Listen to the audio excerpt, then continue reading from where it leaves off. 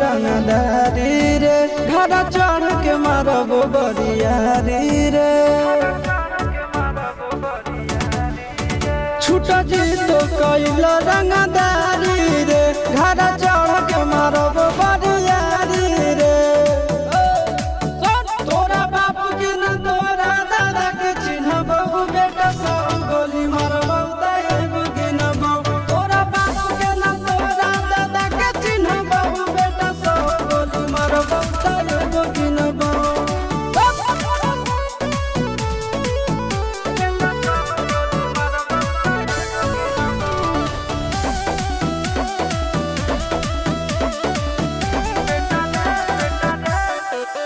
बेटा रे काटा से ठोक देबो चिमनी के भाठा में झोंक देबो देखबो कवन बाबू बचैतौ तोरा प्रशासन के गाड़ी भी रोक देबो बेटा जी सुनो बेटा रे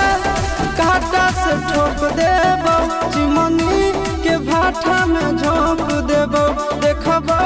कवन बाबू बचैतौ तोरा प्रशासन के गाड़ी भी रोक देबो तोरा जैसन के हम खड़े खड़े गिनबो बेटा सब गोली मारबो त एगो गिनबो तोरा बापू के न तोरा दादा के चिन्हबो बेटा सब गोली मारबो त एगो गिनबो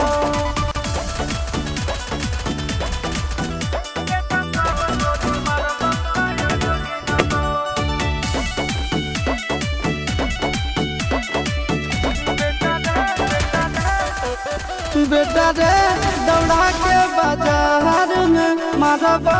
गोली तोर कपार में रंगदारी जे करम भी बिहार में गड़ देबो गंगा जी किनार में इतना मार पड़तो न बेटा बेटा रे